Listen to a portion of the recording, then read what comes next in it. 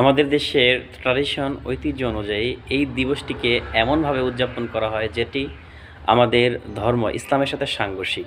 সাধারণত এই দিনটিকে সকালবেলা খালি পায়ে গিয়ে শহীদ মিনারে ফুল দেওয়া হয় এবং সারাদিন নানা সাংস্কৃতিক অনুষ্ঠানের মাধ্যমে উদযাপন করা হয়।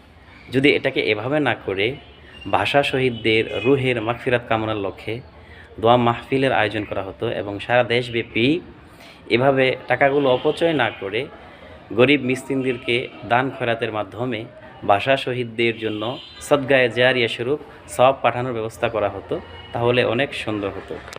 আসসালামু আলাইকুম রহমতুল্লাহ। আজকে আন্তর্জাতিক মাতৃভাষা দিবস 2026, এ সম্পর্কে কিছু কথা বলতে চাই। মহান রব্বুল আলামিন বলেন, অমিন আয়াতিহি খলকুস সামাওয়াতি ওয়াল আরদ ওয়াখতিলাফু আলসিনাতিকুম ওয়া আলওয়ানিকুম ইন্না ফি যালিকা লাআয়াতিন লিল আলামিন। আর তার নিদর্শনাবলীর মধ্যে তিনি আসমান এবং জমিন সৃষ্টি করেছেন, তোমাদের ভাষা এবং বর্ণের মধ্যে বৈচিত্র্যতা সৃষ্টি করেছেন।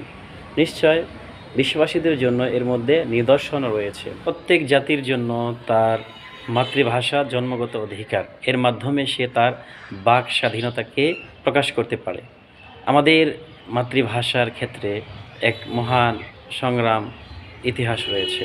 1952 সালের 21শে ফেব্রুয়ারিতে পাকিস্তান কর্তৃক আমাদের উপর তাদের যে ভাষা উর্দু ভাষাকে চাপিয়ে দেওয়া হয়েছিল, সেটার প্রতিবাদে 144 ধারা ভঙ্গ করে যেই ছাত্র জনতা মিছিলে গিয়েছিল, তাদের উপর নির্মমভাবে গুলি করা হয়েছে। এর মাধ্যমে সালাম, রফিক, জাব্বার, বরকত এবং শফিক সহ অনেকেই শাহাদত বরণ করেন।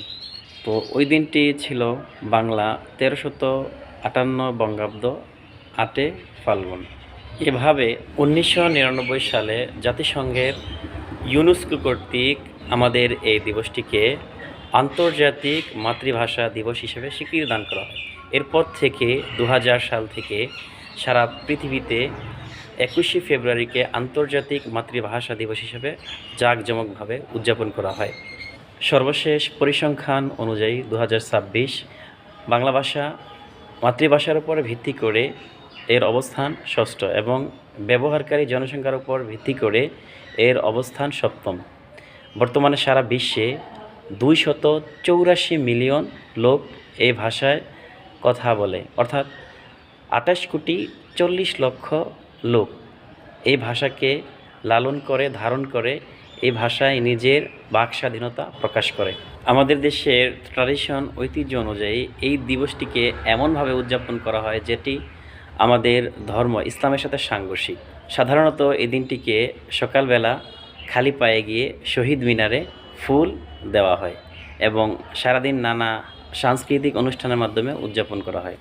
যদি এটাকে এভাবে না করে ভাষা শহীদদের রুহের মাগফিরাত কামনার লক্ষ্যে দোয়া মাহফিলের আয়োজন করা হতো এবং সারা দেশব্যাপী এভাবে টাকাগুলো অপচয় না করে গরিব মিসকিনদেরকে দান খয়রাতের মাধ্যমে ভাষা শহীদদের জন্য সদগায়ে জারিয়া স্বরূপ সওয়াব পাঠানোর ব্যবস্থা করা হতো, তাহলে অনেক সুন্দর হতো।